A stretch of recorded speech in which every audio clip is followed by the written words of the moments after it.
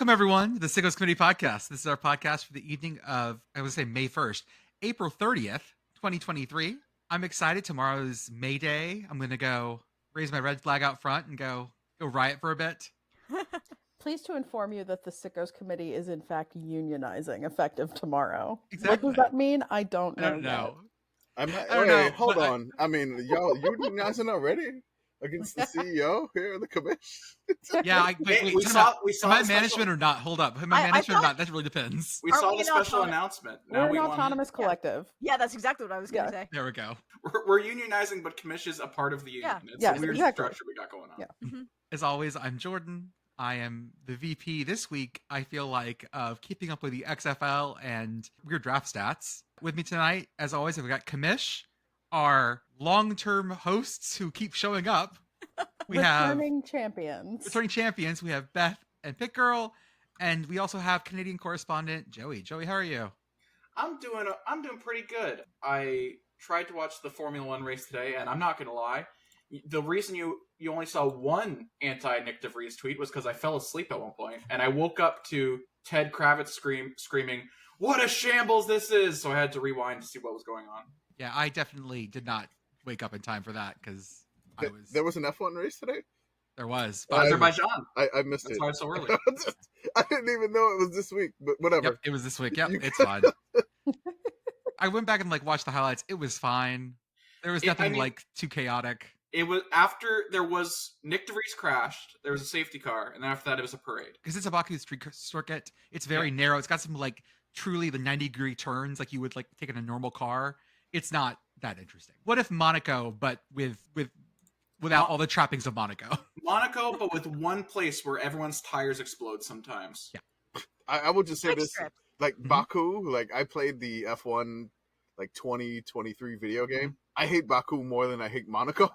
The castle turn is deadly. It's just no. I would just play the season for I think I had the game for a trial or whatever they have for EA.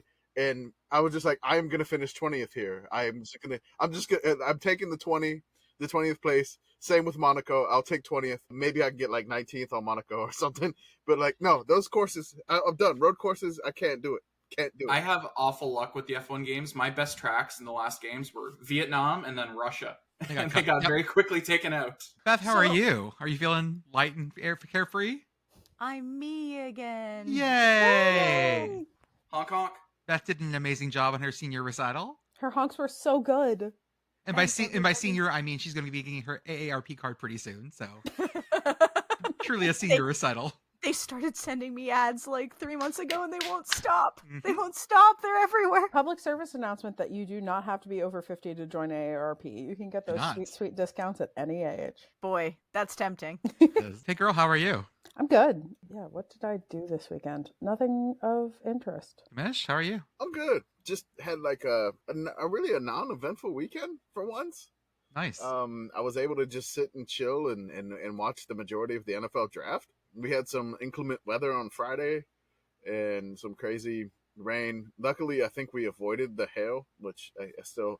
But otherwise, really just kind of a chill weekend, which was nice. I'm just going to say, it doesn't happen too often, but it was rather chill, I would say. So what did you guys do? Because Team Turbo Power got rained out. What did you actually do instead? So we watched the movie Turbo. Is that the one with the snail? Yes. Okay. I believe the snail is Ryan Reynolds, but I didn't look it up. Every fifth children's character is Ryan Reynolds, and I include Deadpool. That is Ryan Reynolds. And Paul Giamatti? Paul Giamatti was the friend. Samuel L. Jackson was in this. The hell? Luis Mendoza, I think, was in it too. Yeah. No, this is either very good or unwatchable. Yeah. It has a 67 on Rotten Tomatoes and a 58 on Metacritic. Do with that what you will. Okay. What is the audience score? Do they still have that? I don't know. I'm looking at the Google pop-up thing. Okay. Please hold. But it was really weird because I could see Paul Giamatti just taking the role of this snail way too seriously. He was over the top panic snail in this movie. Like John Adams' level of preparedness for the snail. Seriously, it was amazing how detailed he was. He was the panic snail that anything was coming for them, he would always hide in his shell to try to stay alive. It was ridiculous. My kiddo enjoyed it. which was the main thing. I still don't understand how they allowed a snail to race in the Indy 500. I'll let that go. I won't dissect it. I won't dissect it like Air Bud because there's no rules against snails in the Indy 500. Yeah, that feels okay. I was just like, okay, fine. So, I mean, you can ask me, your motorsports correspondent here, quote unquote. It actually in IndyCar, in 2000s-ish, the Indy Racing League and Champ Car merged, and so they set up their rule set where you have to be either a Chevrolet, a Honda, or a Snail, and you have to be one of those three. There you go. Okay. It fits. Covered. I don't know why Indy Racing League insisted on that in the rule package, but hey. It's in the rules. There's nothing in the rule book that says that a snail cannot race the Indy 500. There was a little craziness happening at the end of the race of the movie, but which, like, I focused on. I remember, like, Ricky Bobby and Talladega Nights when they both got out of the car at the end, and then the announcer was like, this doesn't count. And so there was kind of like a moment at the end of Turbo where the same thing was happening. The announcers didn't spoil that part. So apparently it would have counted. An amazing movie by DreamWorks. And again, a snail races the Indy 500 to bring publicity to a taco truck. So that's basically the synopsis of the movie. And that's all you really need to know. That's something, all right. Yeah, that's right. Glad you enjoyed that. Glad Kid enjoyed that. I ended up watching more Paw Patrol yesterday than I cared to. So I'm got that in my head. I really regret that show ever coming out of my house. I don't know how I've banned Paw Patrol. I've gotten rid of it. Just wait. It's a good move. No, I hope the send future you gifts. The future one coming. Gifts. No, I mean he has. Oh, the new movie. Yeah, the movie's coming out. No. Movie's coming out. This is a Mighty Pups movie. Nope. Mighty Pups is the spin-off of Paw Patrol. It's a series within a series where the dogs get superpowers from a meteorite. Okay, but I have a coworker who has a toddler. Who has, in my opinion, correctly banned Paw Patrol from their home because it is in fact propaganda. It absolutely is propaganda. Don't ask how I know this, but I do know that Paw Patrol is mainly made, at least like the scripting and voice acting parts, not far from where I live. Yeah, they're Canadian. It's Canadian propaganda. It's Canadian. Yeah. Not just Canadian, but like really close to where I live. So if you guys ever need me to go check it out, let me know. There you go. Why no Mounties? I don't know exactly. That's a great question. You could have a wonderful, like, a Bremen Town musician thing going on. You can tell it's Canadian because in the opening of the first movie, a maple syrup truck crashes on the bridge. God, could they be more stereotypical? Yeah, no, they hit. It's canonically in Vermont. Oh. It hits all those like really great Canadian things. Really, it's also why like the only evil person is just like the mayor next door, and he's kind of just a shitty person. That's the only evil in the whole thing. We mentioned it earlier, but once again, Beth did an amazing job in her senior recital. Played great, alto and tenor saxophone, a quartet that I will see if I can find some audio to cut in of. What was the name of the sax quartet?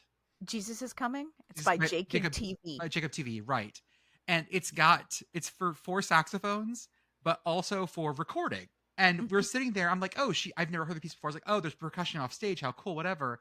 And Commish goes, do I hear a baby cry? I was like, you must be hearing something. I can't tell. And then I finally picked it up. And then I read this program notes about it being like 2 babies babbling back and forth, and that's the groove of the piece, which is very cool. Very cool. Yep. Wow. Yeah, it's a very, very cool piece. It was actually originally scored for 4 bass recorders and recording. Hell, fuck yeah. Back in the 60s, shit was just like crazy. People were doing shit in the 60s. This dude like fell in love with Steve Reich and 2 Trains. Like that was the only vibe he cared about ever, and I love that. This piece was actually written in like 2003. Really? Like, yeah. I thought this was like the weird 60s. Oh, never mind. No. This piece is a reaction against 9/11. That's right. So. I totally read that. You're absolutely right. Yeah. Yep. You said 2 Trains. I thought you said 2 Chains, and I was gonna be like, this senior recital went off the chain. Hey, yeah. Let's be honest here. There's some stuff in there. That, you covered about 300 years of music history. So congratulations. Thanks. We would also like to plug coming up this week. We will be dropping our Patreon. That's Sickos. That's going to be on our Twitter account. If you sign up, what's the money we said? What's the dollars thing we said? So there's a couple of different tiers that we have. We have a $5 tier, which is for the Discord, and there'll be a $3 tier if you just want to donate and not do the Discord benefits. So just basically like a sicko supporter. You could join in the Discord 5 a month, or just support if you want to just pledge some funds for the committee. $3. We may have some more tiers down the line. We don't know if we're gonna like develop like specific podcast episodes, special stuff, or maybe allow you folks to dictate what we talk about on the podcast. That sounds dangerous. That sounds very dangerous. Maybe we can Make create that a $2,000 tier. $2,000 tier, $10,000 tier. Sure, you can become a podcast sponsor, and then we will say your things. Sure. I mean, you can make us read anything. Dangerous, so goddamn dangerous, guys. I'm not going to say yes to that, but I'm not on every episode. I can say whatever. Yeah, you can. And we have an LLC, right? They can't get us. That's how that works, right? That's how that works. That's how that works. LLC, no liability. We're fine. We're not at fault for anything. The liability is inherently limited. That's right. It's that it can't be that big of a deal because it's called a limited liability corporation.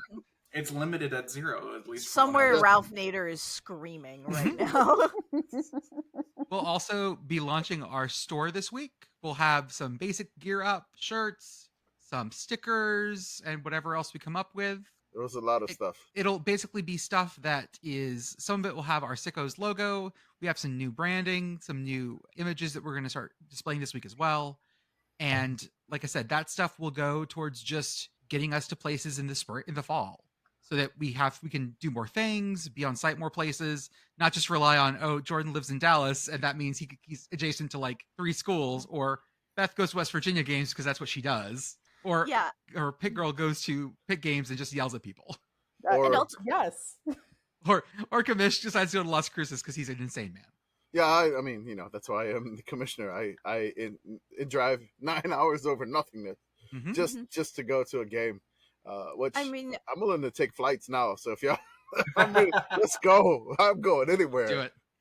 Ultimately, like, this is a thing that we really enjoy. It's a thing we'd like to spend some more time on, a thing we'd like to do a little bit more with, but we need to gauge interest, and like, we all have real jobs and real lives, and donations are a thing that help us to do more cool stuff that hopefully you'll enjoy. I think that this season's going to be great. This summer, we've got a lot of good stuff set up, and your cash is limited, but if you can throw some our way, you want to get some gear, just help us out with a little donation, would make it mean that we can go on and do bigger things, more fun things, weirder things. You guys seem to love when we go places that are like, hey, we're reporting live from New Mexico State, or hey, Jordan's on the field at the Frisco Bowl. That's really weird. And so we're willing to go and do exactly those things for you guys. I have a couple trips planned regardless of this, but this will help make more of us, get there. And who knows? I mean, maybe we can create some sort of, event at this if we get enough folks there, or maybe we do something at like a local bar or something. Who knows? Anything you support, any merch you buy, we greatly appreciate it. You heard it here first, folks. SickoCon 2026 at the Kibby Dome. There we go. God, just run it out. I already want all these inflatable slides, all those like bounce houses. Seriously, I already want Jordan to make a graphic for SickoCon 2026 Kibby Dome, Cost Moscow, to rent Idaho. The Kibby Dome. Do you think anybody's ever gotten married in the Kibby Dome? I was just wondering that. Have to. If not, I can. I'm texting my partner right now. I'm absolutely. I'm ordained in Texas at least. I could probably get ordained in Idaho. Universal Life Church, man. We can go anywhere. Exactly right. Mm-hmm. The real move, though, is to get married in Pennsylvania, because you don't actually need an officiant if you don't want, because Quaker weddings are legal here. Yep, you can absolutely do that. And cookie tables. And cookie tables. Absolutely. So, I mean, I found proposals in the Kibby Dome. There's actually a giant image of this. Let me see if I can do this. Hold on. Define giant image. No, I don't want to send you an email. I want to know how much this costs. At the That's a good proposal space. Sarah, will you marry me? This happened, I think, in 2006. She better have said yes. I would think so. I mean, the magic of the Kibby Dome. If you're pulling the ring out of the Kibby Dome, you know what you're doing. You have to know what you're doing. You have to know in advance that that's going to be okay. You're either an Idaho fan or are really a part of this life. Or really love domes. If you're just into wooden domes. Okay, so the Kibby Dome. We can get a membership to the Community Access Pass, which then allows us usage of the Kibby Dome. Oh. An annual pass looks like it's $120. That's There's not a lot of risk There's a lot of risk assumption stuff. There's a bunch of stuff here about minors in it, but yes, this would allow us use of the concourses, the tennis courts, the bleachers, the track, and the racquetball courses, as long as they're not being used for practices or special events. Wait a second, the tennis courts, aren't they on the football field? I believe they are. Sure are, buddy. I believe they are. So you're telling me that you could get an annual pass for this and then get married in the Kibby Dome for $120? That is a hell of a reasonable they're wedding saying. venue cost. Wait. There's an annual pass for the Kibby Dome? Yes. Yeah. Like Kibby Pass? Yeah. What? You can also just do a day pass for $10, but I think the Vandals need the money. You know what? You only go 12 times and you've made your money. I mean, it's true. Yeah. Think about what you would spend on a standard wedding venue. Right. Even. When I said this, I did not think it was reasonable. I was joking. I want to point that out. It looks like it may not be used without for private or commercial purposes without the express written consent from dome management, but Okay. we gotta know somebody. Got him. Dome manager. Hey, I'm the acting Kibby very Dome follows nicely us. to I have think we my follow Now, the Kibby Dome. We have in the to Kibby promise. We have to promise we're not going to hit any baseballs. There Okay. is a note in here that hitting of baseballs in the Kibby Dome. Someone. This prohibited. happened. This Hey. fucking happened. That is Alright, definitely because alright. somebody did that. Yeah. Hold on. I want to see that you can understand that the Kibby Dome is a very busy place. There are many closures due to special events in the facility. Though every effort will be made to make the facility available for users, there are blocks of time with little to no access. You should plan for us to be closed, the Kibby Dome, of course, for university holidays, Vandal football game days, home basketball games, Not anymore. the week of the Lionel Hampton Jazz Festival. Ooh. Yeah. I don't even know what that is, but I am very intrigued. And then like I private am going rentals. to it. Yeah, they don't play basketball games there anymore though. I know. Okay. They have a beautiful new like basketball arena. So yeah. Oh man. That makes me imagine like someone walking up with like their gym shorts to the Kibby Dome during a football game, being like, "I have a day pass. I can go in and." Hey, work out." I'm here to play some racquetball. Yeah. You guys have a game out? What the fuck is this? I'm here to play racquetball. I'm gonna do some laps. You guys keep doing it. Playing. I'm fine. I'm gonna run some laps. Someone did that at the Bahamas Bowl, right? They just started running laps on the track during the game. Okay, but so. the Bahama Bowl requires no tickets. Everyone who's been to the Bahama Bowl basically say you can just walk into the place. They don't really their vibe is just I don't care. Sickos go to the Bahamas Bowl. Please, please, please, God, please. if you please. donate if you- $3,000. If you buy enough merch, we may be able to make it there. So, I mean, I think I have what? My God, I spent way too much time on the store this weekend and like categorizing everything, like details and stuff. And I'm like, please, Lord, let this website work. But It looks good. It looks good. So I mean, I did some colors in honor of you, Jordan. So I saw that. Thank you. Gave a little Dartmouth green and some rice silver flavor. The colors of the actual website. You just funneling money to us so we could travel.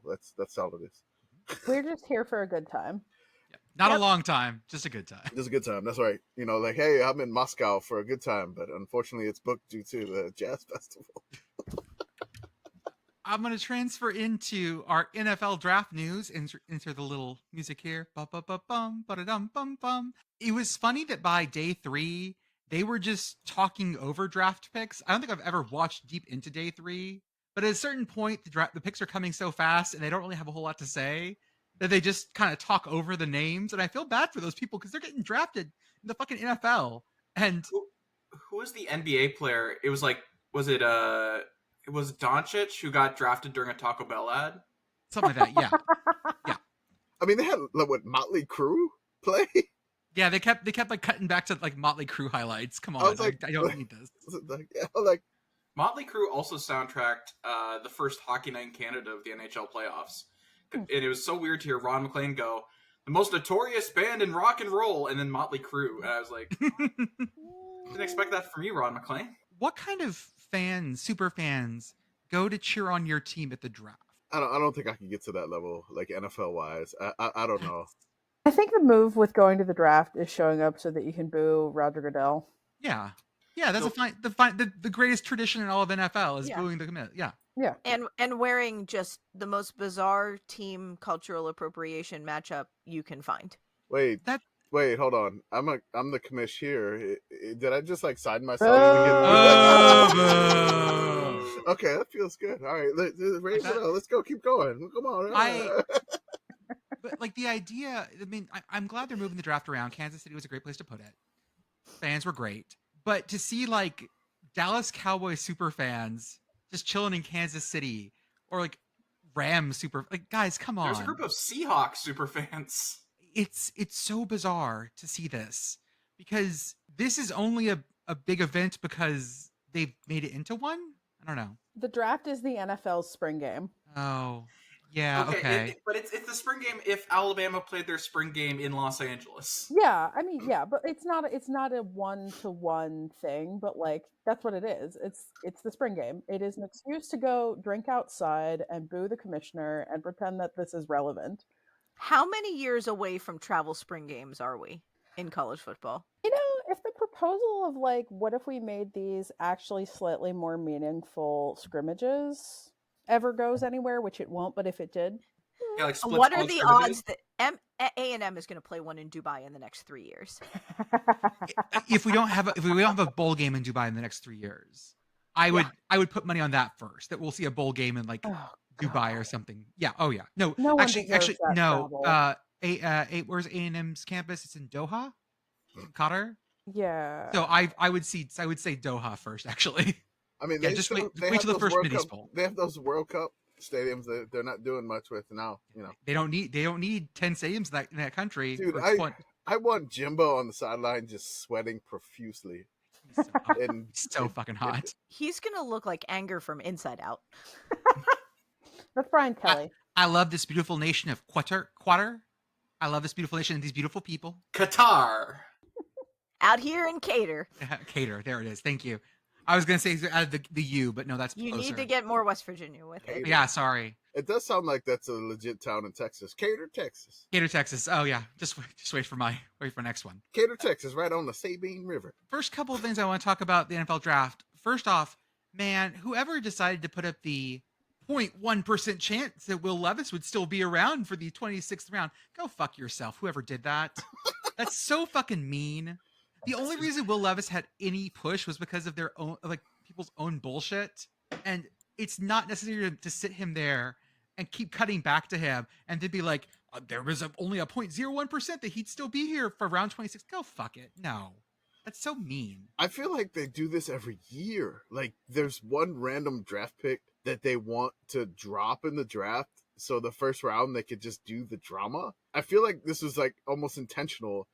And Will Levis even spoke about it. He's like, yeah, they said that I could possibly go early, but you know, you don't want to be the guy in the green room that's there way too long, that they keep cutting back to. And it turned out Will Levis basically kind of jinxed himself. He did go in the second round, so like real early, but you know, he was like, I'm going home after this, which I don't blame him.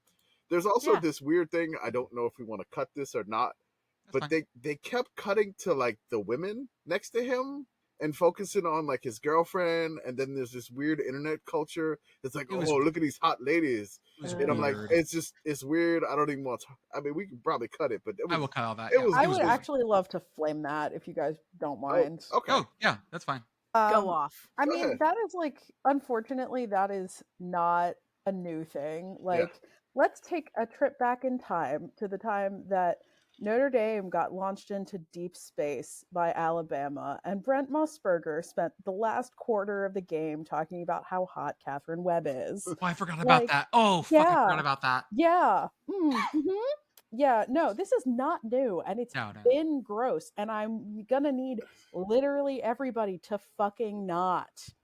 Thank you. And then, like, you know, the Twitter accounts are like, oh my God, like, and then they, you know, it's just, let me find her or something. I was just like, oh, jeez, please stop. I mean, I even felt, I felt a little, when Tulane when they called some of the Tulane folks, I put up the picture of our favorite Tulane field rusher who we never found the identity of, the one that made the jump into the field. Yeah, the top rope. Right. And like, luckily most of our followers are, you know, not shit birds and know better than to say shit. But every once in a while, one or two of them are like, oh, ha, ha, ha. Oh, she's, you know, blah, blah, blah. She's so fucking hot, whatever. Like, something just grows. Like, fucking stop that.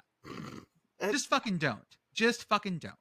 That should be our... I mean, I know we got all football is good football, but another secondary slogan would be just fucking don't. Yeah. Oh, that's actually... I beg you to not. Just yeah. I beg you to not. Joey, were you the one that also came up with another slogan? It's like, just bevel it. And I was like, Nike's coming after our asses. if we do that. Oh yeah. Oh god. So much lawsuit. Just Oh Bevel my it. god. Lawsuits. But how hey, we're an LLC. We're okay. How many levels? I'm gonna say it. How many levels of bevel do we need until it becomes our own property? We may have to go to court to find that out. Like It's the unrecognizable. national champion Yukon dog. That's not the Yukon dog anymore. That one was ours. It was beveled so hard.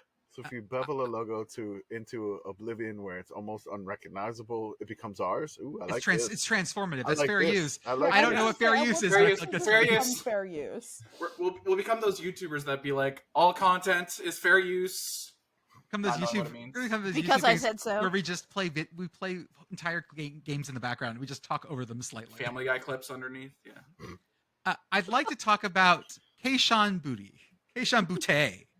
He got announced by the president of the Hanover, Germany Patriots fan club. I Yeah, want to play some audio for you guys. this was great. The New England Patriots select Keishan Boutte, wide receiver, LSU. That was pretty close. That's pretty close. It is, but it's very funny hearing someone Oh, so boy. German. It sounded like catch on Boutte. Keishan Boutte. Catch on Boutte. They just put some spice on it. He That's did. all. Some German flavor. The Germans don't put spice on things. added a They just little- add No. asparagus and hollandaise to everything. He added a little Because they saw sauerkraut. LSU. They were like, we gotta try and fit Gotta- in. He's from LSU. That's right. We added lentils. That's spice. We put a little sauerkraut on NFL it. fans The just last spark time- so much joy. The last time Germans said anything that vaguely French, they were in no. Paris. No. On today Watching about the days. Champions League game. Watching the Champions League game. Yeah, that's exactly what they were Yes, doing. right. Yeah, the 1943 Champions League was a real rough one. We're crossing about a dozen Maginot lines today. Yeah. Huh? Shout Oh. out to our Michigan listeners. Oh my I know you enjoyed gosh. that. All right, the Michigan listeners are really enjoying that. So, I mean, Bayern Munich really, really took it to PSG. So, We had another announcement too. Yes, Yes. we did also get a German pronunciation of Servatia Dennis. Oh my God. Jordan, can I ask you to roll the clip, please? Roll the I will clip. roll some clips. do it. Why are there Buccaneers fans in Hamburg, Germany? What have we exported to these people? Why are they Nothing Isn't that one of good. the when they did like the foreign countries draft? Didn't the Bucks take Germany? No. They played a game in Hamburg this year. Oh, that's right, they did. Yeah. We've spread this. Okay, here we Yes. go. Hello from Hamburg, Germany.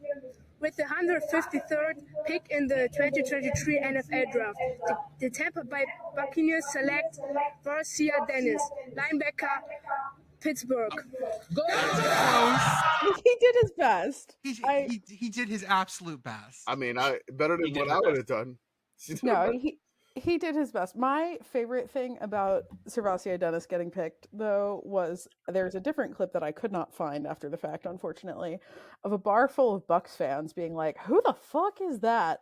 I'm pleased to inform you, Bucks fans, that you guys are gonna find out. You're going to find out. This is the man who got the pitch pick six off of Clemson 2 years ago, and it was a joy. That is coming soon to a Tampa Bay near you. Enjoy. So the other interesting thing in the draft was that the first non-P5 team person to go was not from a G5 team. It was our beautiful North Dakota son, Cody Mouch, who absolutely, oh my God, mwah. I am so proud of him and his ginger mane. Everyone was, again, people who don't follow us or the college football were like, who the fuck is this guy? And then we're going, oh my God, our beautiful ginger boy is going to Tampa. We love him so much. He's going to Tampa. He already looks like a swashbuckler. It's amazing. It's true. He's ready for Gasparilla. Gasparilla. Gasparilla? With some guacamole. I'm so happy for him. Italian guacamole.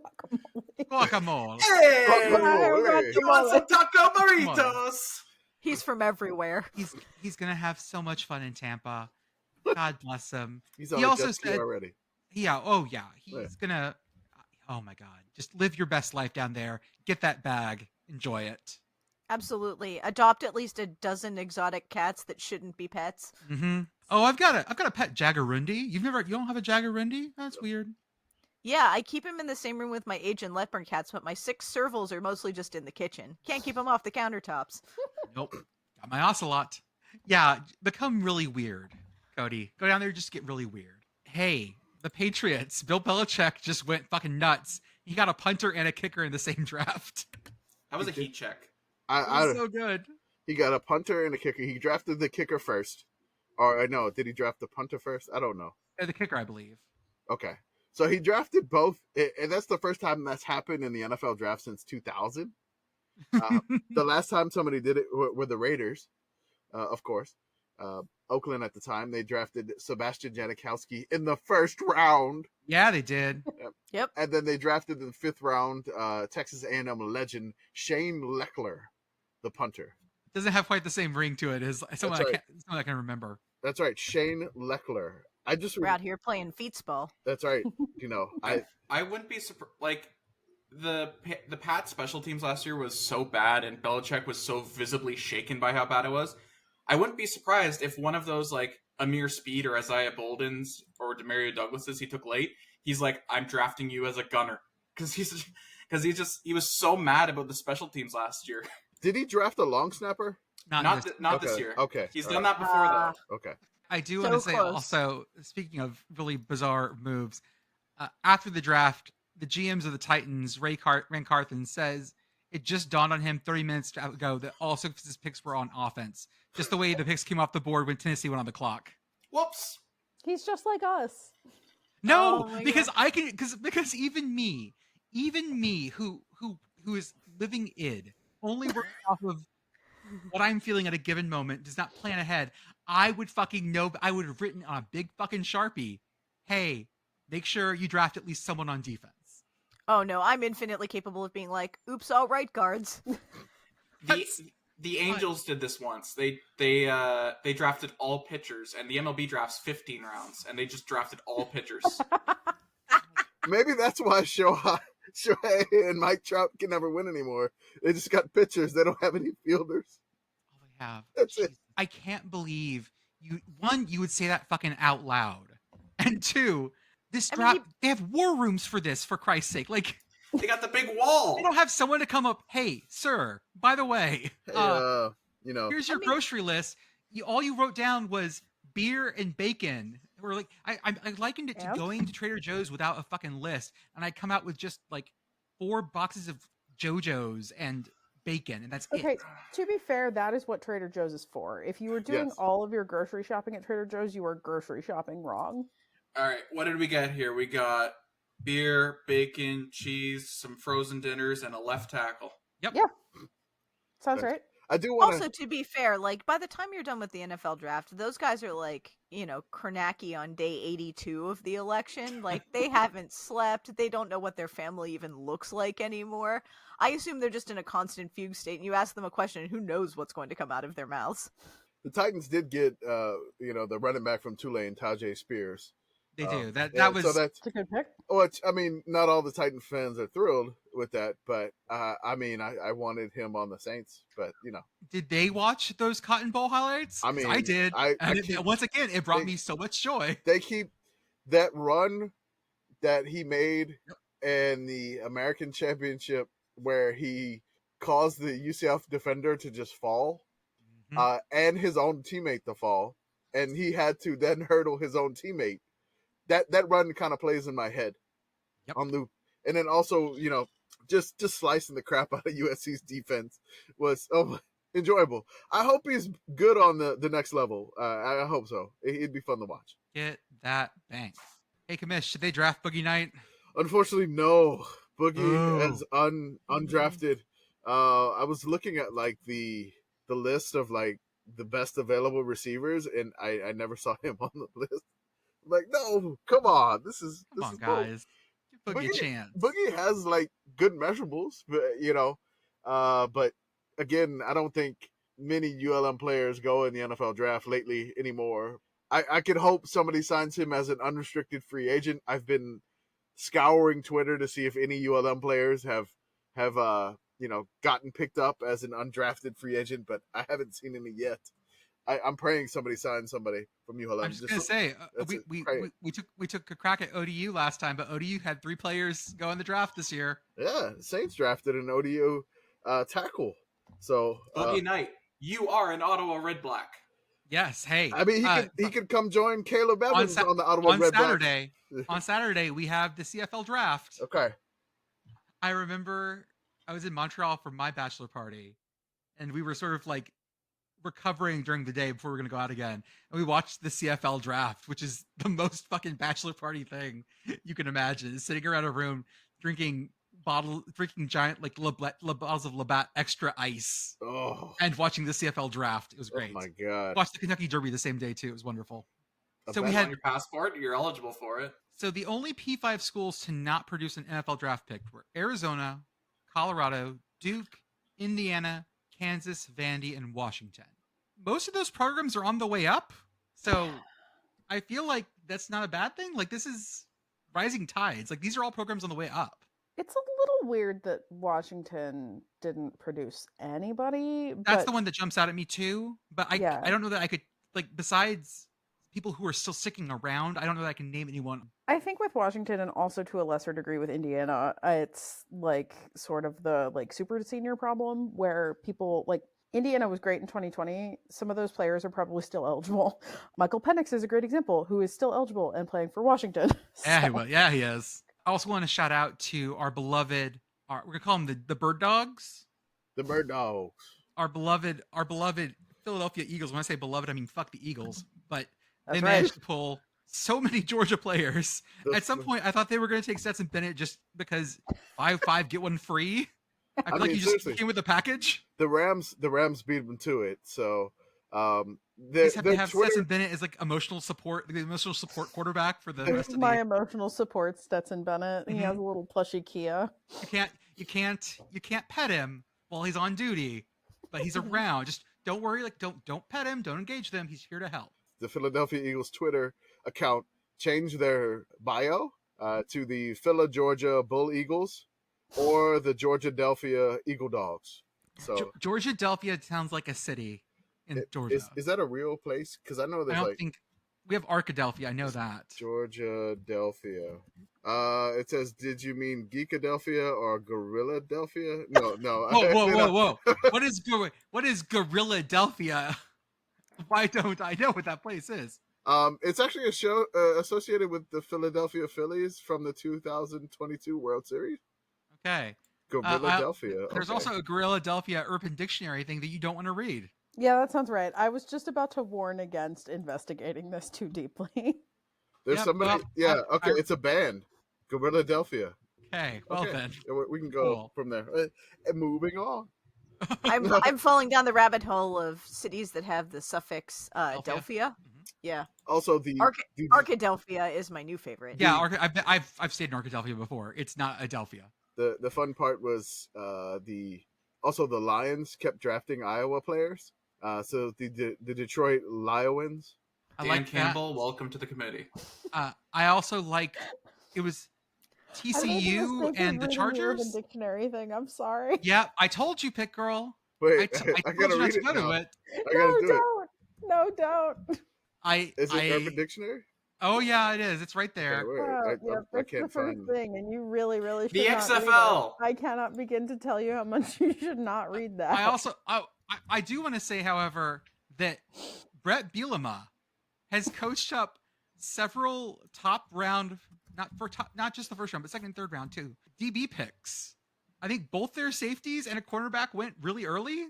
Illinois, DBU. Who knew? Absolutely. I mean, we got an upcoming Substack that we got coming out where, everybody's arguing who's DBU, who's wide receiver U.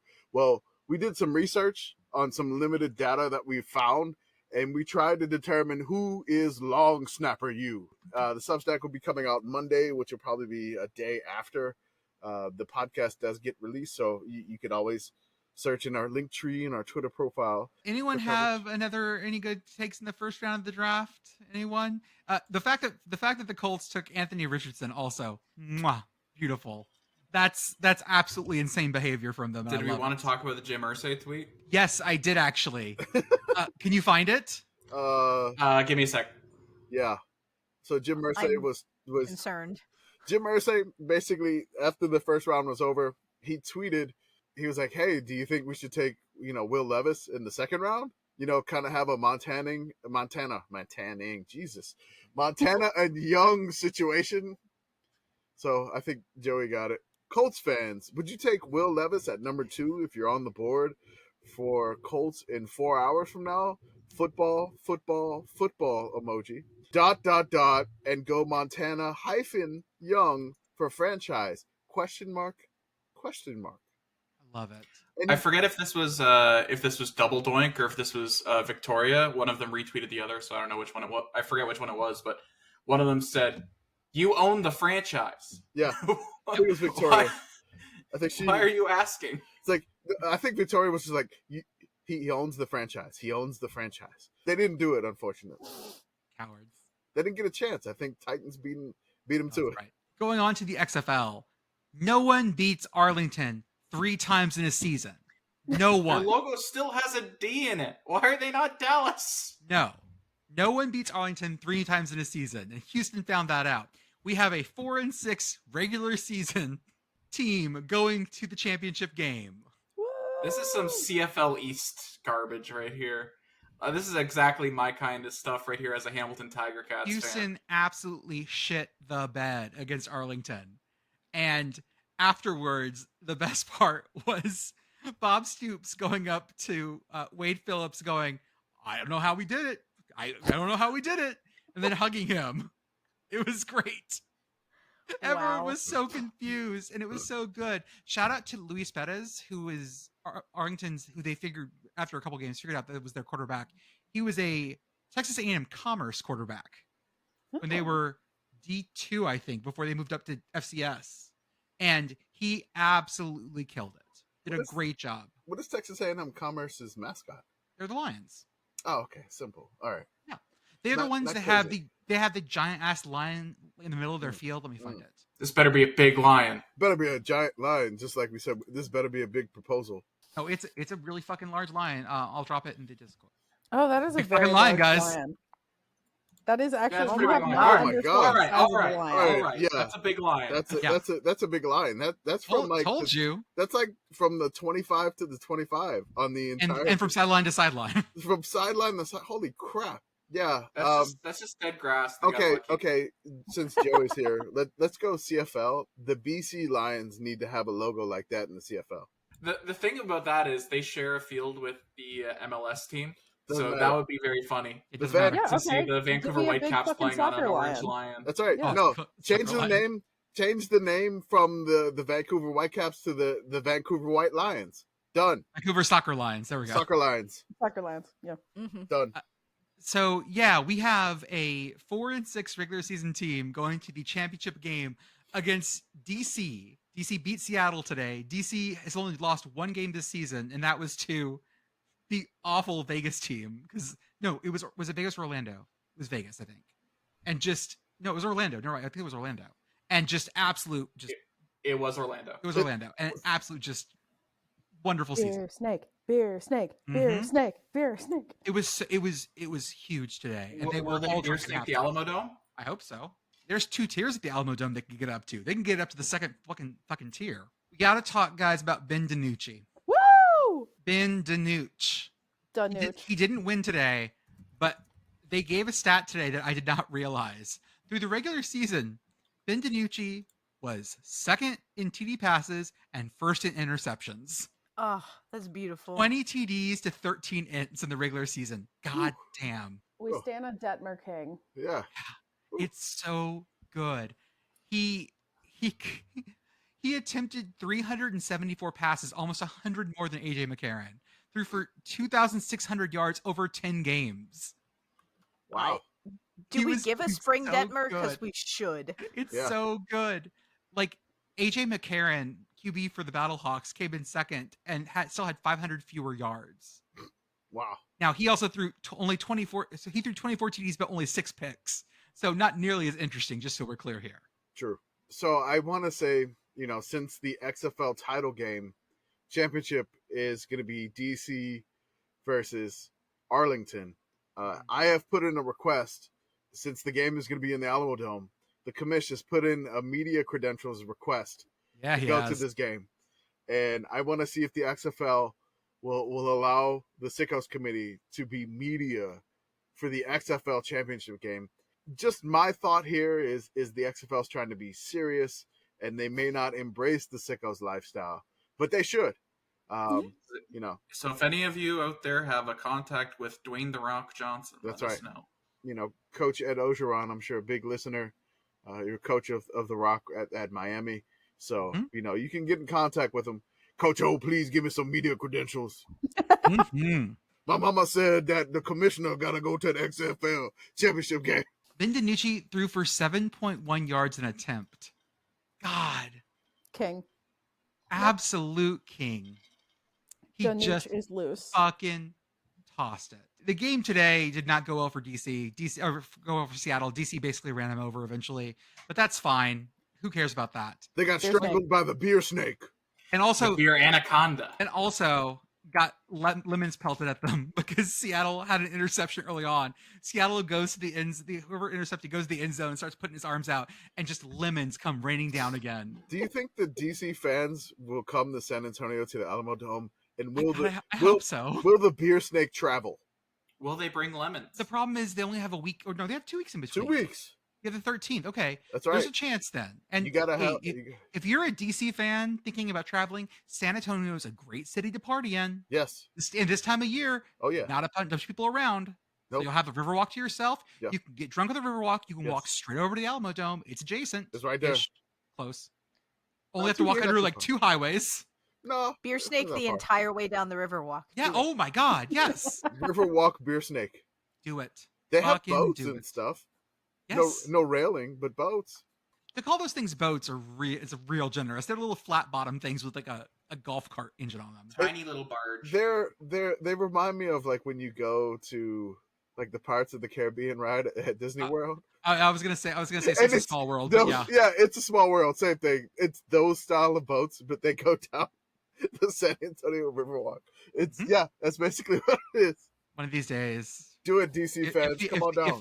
If the Alamo Bowl ever credentials us, we need to find a way to get a barge and just go on the river and toss weird ass merch to people as we're going. That's right. By. We'll throw Sickos Committee mini footballs. You know, maybe some koozie. Maybe we can make some Sickos Committee frisbees. Which the store that I have is it doesn't have all the weird merch that I wanted to make.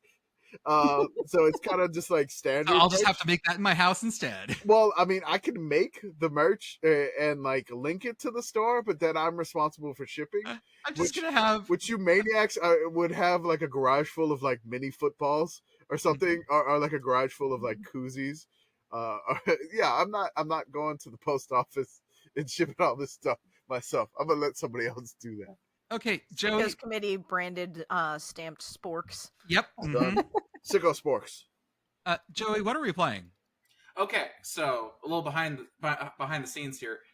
This was supposed to be a different game, but we had to cancel it. So this is a new game. I told Commish about it last night. So okay. I already forgot what you told me, and I was like, I told you that I was gonna forget what you told me, but I said sure, sounds good. Let's go, and my mind has been erased, and let's play. It's some game about playoffs or something, I think. Yes. Okay. So we have the new playoff format for the FBS. I don't know if we've talked about it that much, but that is news. We have a new playoff format for the FBS. I was thinking, what if we just did that for every NCAA team sport? Okay. I didn't know this. The definition of what NCAA calls a team sport doesn't include what you might think. Like, you cannot call golf a team sport, even though they give out a team championship. They have strict definition: 8 men's sports and 10 women's sports. We're not going to do all of them, don't worry. I have gone through the final regular season rankings for all the team sports. Okay.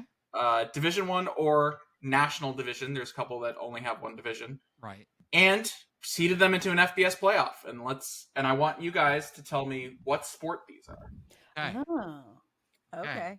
So I realized in testing this that if I named my files what it's supposed to be, so I remember what each is when I'm sending them, it'll show up in the chat. Oh, yeah. The files. Mm-hmm. So I've just numbered them, and I have a list on my screen. So I'm just going to send one randomly, and then let's see what it is. Go for it. So should I put it in the Discord? Yeah, put it in Discord. Okay. So let's start with an easier one. What sport has the first round be 8 Arizona hosting 9 Gonzaga, 12 Duke going to 5 Houston, 10 UConn going to 7 UCLA, 11 Baylor going to 6 Kansas, and then we've got the Sugar Bowl, Alabama, number 1. Let's call it the Rose Bowl, number 2, Purdue. Let's call it the Fiesta Bowl, number 3, Texas, and the Peach Bowl, number 4, Marquette. Are we all playing together? Are we working together on this? Yes, I'll let you guys do that. This is men's basketball. Yeah, this is men's basketball. This is men's basketball, right? Okay. Wanted to start you guys off with Bing, bing, bing. Yeah, I like it. It definitely feels like men's basketball for sure. Marquette's a tell. Yeah. There's some sports in here where you're like, there's the tell, the one school. Gotcha. Let's do a slightly harder one.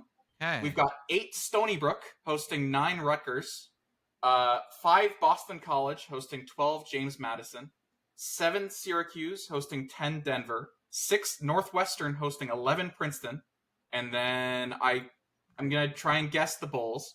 We've got the 1 Peach Bowl hosted by North Carolina, 2 Rose Bowl, Maryland, 3, I don't know, Sugar Bowl, Loyola of Maryland, Sounds good.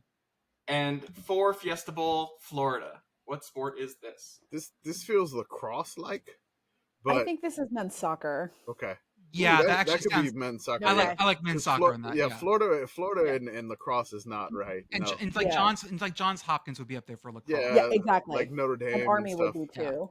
Okay, Denver so yeah, threw me off there a little bit. I think this is men's soccer. Final answer? Yes. This is women's lacrosse. I told Oh. you. I felt lacrosse, but I didn't. Johns I Hopkins Oh. Johns Hopkins women's program is not as good as their men's.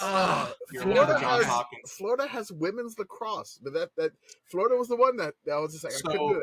if Women's I lacrosse. recall correctly, their women's lacrosse program plays in the American. It has to because it does because I remember seeing the American logo. They're in that like branding thing. I was like, what the fuck is Florida branding doing in the American Conference? All right, like I said, I made all 18, but we're not going to do all 18. So let's move on to this one. We've got a bunch of conference matchups in the first round. We've got 9 Nebraska going to 8 Minnesota. We've got 12 Creighton going to 5 Pittsburgh. We've got 10 Kentucky going to 7 Ohio State. We've got 11 Florida going to 6 San Diego, the Toreros. And then 1 Texas. I'm not going to bother with the Bulls in this one. 2 Louisville, 3 Wisconsin, 4 Stanford. This is women's volleyball. This feels volleyball. I know it's women's volleyball. This feels This this feels feels women's volleyball for sure. Final answer? Final answer. Lock it in. Yeah, women's volleyball. You guys Yeah. got All right. Can I ask what the tell was? I watched that. Like Pitt made it almost all the way in the tournament this year. I watched it. And Texas being 1, and then Stanford 4 is like that's.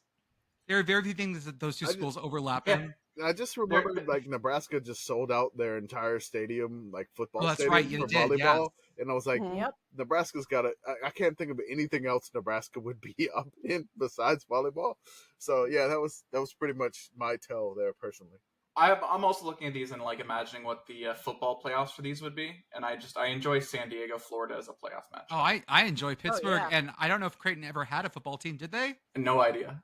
They did have football until 42. So we've got 8 Syracuse, 9 Iowa, 5 Northwestern hosting 12 Miami of Ohio, 7 Penn State hosting 10 St. Joseph's, 6 Maryland hosting 11 Wake Forest, number 1 North Carolina again. They're number 1 in this one too.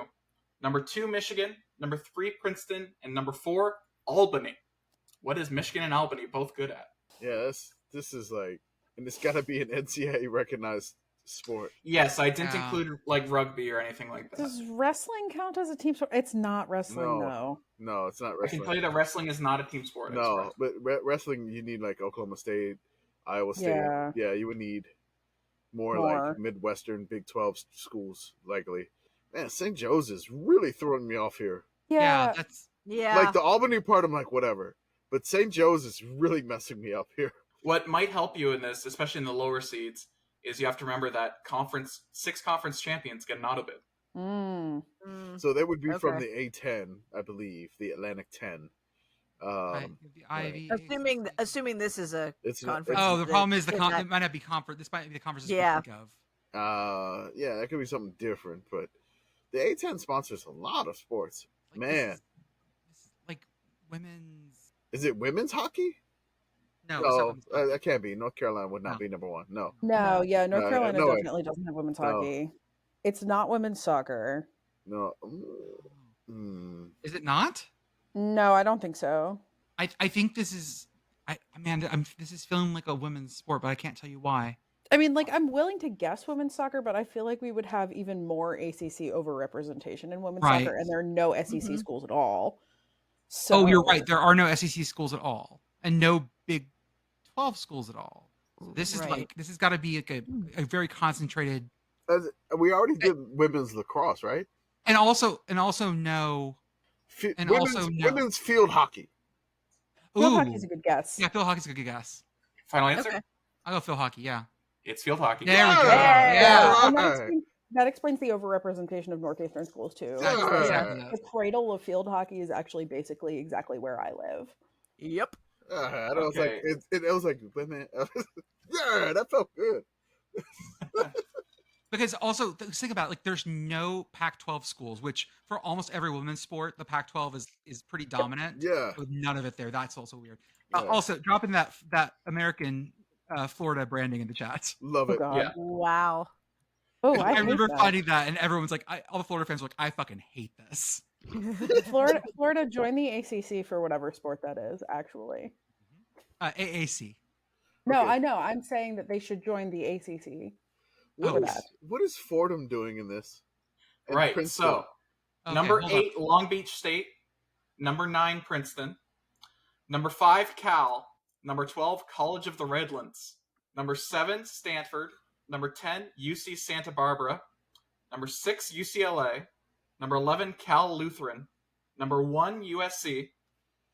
Number 2, UC Davis. Number 3, Fordham. Number 4, Pacific. This is some water polo bullshit. Yeah. I bet it is water polo. This is some water polo Wait, bullshit. Cal's in here. All right, perfect. Cal water polo, but Fordham playing water polo and like Princeton. Sure. Are is track and field fair game? Oregon would be there if it was track. Is track and field recognized by the NCAA as a team sport? Would be I my don't. question to you. Okay. All right. I know Cal Lutheran is sneaky good at that. This feels like some water polo bullshit, guys. Yeah. Do they have women's water polo in NCAA? It's just be so weird for like the Fordham Rams. All right, if you're asking me, does women's water polo? Yes, women's water polo exists in the Okay. NCAA. Oh, Okay. okay. I would be willing to go water polo. This can't. I don't think it's men's. Well, the Sanford's not here though. No, Sanford is here. They can't be. This can't be like beach volleyball either, right? No. No. No. We Like- definitely would have 'Cause the pulled SEC Fordham has- out of the list of beach Okay. volleyball. 'Cause schools. the SEC and like the Sun Belt are also big beach volleyball schools. Okay, yeah, true. So this is just a West Coast thing, minus if y'all Fordham wanna and go with- Princeton for prep school shit. Y'all want to go with some like water polo? I'm fine with that. Water polo, some prep school shit. I'm willing yeah. to buy Fordham having a water polo team. Is this men or women's? Men's. I'll go men's. It feels. Final answer? good. Okay, I'll go men's men's water polo. It is in fact men's water polo. Okay, Yo! there we go. College of the Redlands and Cal Lutheran were the giveaways there because water polo is one of the sports that doesn't have divisions. Yeah, that was one of the tells. All And right. then like yes, because it's very West Coast except for a couple of random private schools out east. Yeah, I can They, see. they like, compete.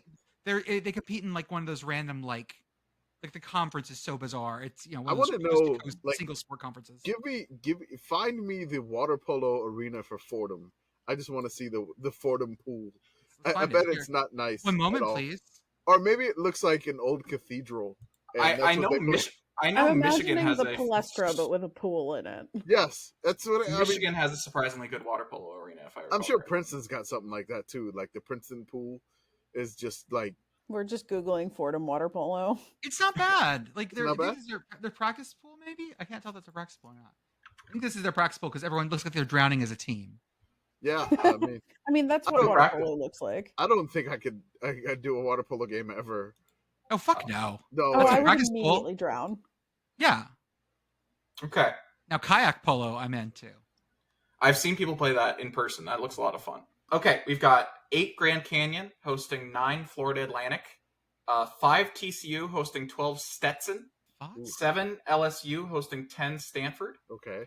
6 UCLA hosting 11 Cal Poly, and then 1 USC, 2 Loyola Marymount, 3 Florida State, 4 Georgia State. This feels like we're heavily out west. This This feels might be like beach some, volleyball. This is some volleyball bullshit. I can't tell if it's like it might be like men's volleyball or beach volleyball. I think this is. I know LSU has a beach volleyball team. Yeah, I know that too. Stetson? Yeah, Stetson would probably have. Yeah, because Stetson's in Florida. No. Yeah. Where's Stetson? Stetson's I thought in Florida, was in Alabama. I genuinely don't know. I think it's in Florida, right? It's in Florida. Yeah. Yeah. Stetson should be in Texas. Well, Stetson got drafted by the Rams. This feels like volleyball. I could be convinced on beach volleyball on this. Yeah. I feel the beachiness. I feel the beachiness here. Is this beach volleyball, Joey? Yes, it is. There we go.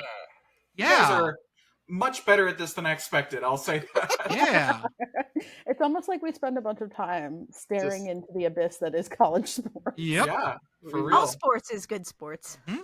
I mean, right. we love it. Where should we go next? I'm excited that we're doing pretty good at this, guys. I'm legitimately excited we're putting together very disparate bits of knowledge.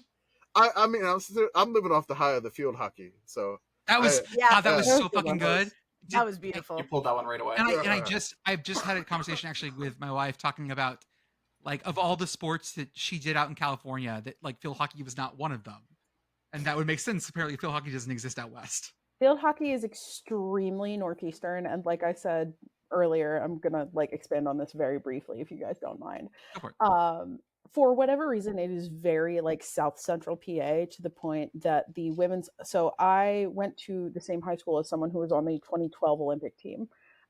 She graduated a couple years ahead of me, but I was like, I remember watching it and being like, oh, I know her, kind of. That's so cool. But also the women, like the U.S. Women's Olympic field hockey team, until relatively recently trained at an athletic complex called Spooky Nook, which is like half an hour from where I live. Sure. Say it again. Yes, Spooky Nook. It is spelled Spooky Nook, but if you pronounce it that way, everyone will immediately know that it's Spooky Nook. It's Spooky Nook. The Pennsylvania pronunciation game never ends. Did we ruin like a future Pennsylvania pronunciation town? I actually did not put that on the list because I hadn't thought of it. Okay. It might have. I mean, it could have made it. I don't know. There's so many strong ones left. Yeah. This one's probably. It's got some more familiar schools. Oh. We've got 8 Alabama hosting 9 Northwestern. Imagine that playoff matchup. 5 Oklahoma hosting 12 Villanova. Pennsylvania shout out. 7 UCLA hosting 10 Clemson. 6 Virginia Tech hosting 11 UCF. 1 Florida State. 2 Arkansas. 3 Oklahoma State. 4 Arizona State. I don't know. Is this a stick bat sport?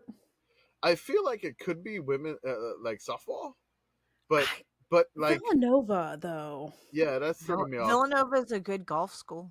Ooh, women's golf. I think Alabama's a decent golf school too.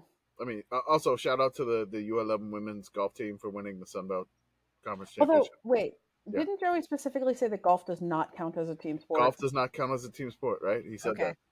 That was in my preamble. Yes. Okay, it was. We paid attention. I didn't. Somewhat. Clearly. Florida State. What's Florida State good at? That's always the question. Yeah, Florida State fans. Katie's gonna be mad at me. Hagiography. He's gonna be really mad now. Definitely gonna be orienteering, but Villanova and Oklahoma. Villanova, Oklahoma. We only have one real West Coast school here. No, you have one West Coast school. UCLA. I guess Arizona State. UCLA, Arizona State. Swimming is not a team sport, right? Swimming is a team sport, but there are some schools that I would expect to see if it was swimming that I don't. I mean, you would see Stanford at a minimum. Stanford, Florida, Auburn, all of those I would expect to see and I don't. Yeah, Michigan. I'm running out of sports here. Yeah. It's not hockey. Definitely not hockey. I would love to see the UCF hockey team. Yeah. I know they exist. They're in the ACHA, but I've never seen their jerseys. I bet they rule. Hockey jerseys are the best jerseys. The Oregon non-NCAA whatever hockey league they're in is great. Their jerseys are great. Yeah, they're in the ACHA too. They use that giant big smiling puddles, and I fucking love it. Is this softball? No, because Oklahoma would be higher for softball. Yeah, you would think, right? It has like vaguely softball energy, but Northwestern feels wrong for that. Yeah, it does. And I don't think Virginia Tech's softball team is that good either. I'm going to go back to something you guys said earlier. I'm not going to say exactly what it is that is prompting this, but I want you guys to remember that one of the rules of the new FBS playoffs is the top 4 seeds have to be conference champions. Okay. ACC, SEC. So Oklahoma State would be the conference champion. Is this like right now? This is the most recent completed season.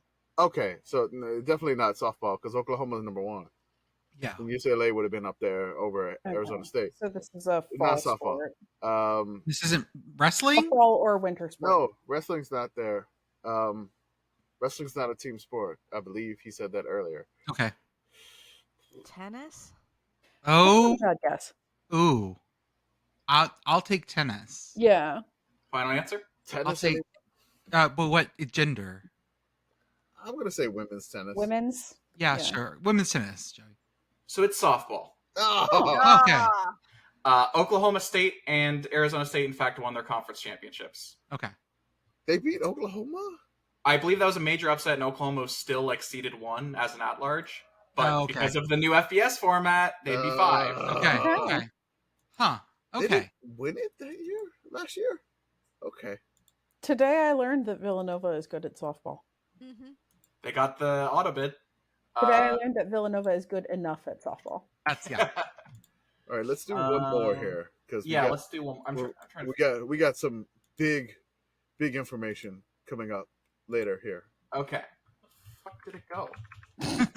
All right, I'm just gonna pick a random one. I love that feeling. Where'd it go? I'll play the one I was looking for after. Where he at? Apparently, I didn't save it in this file in this thread.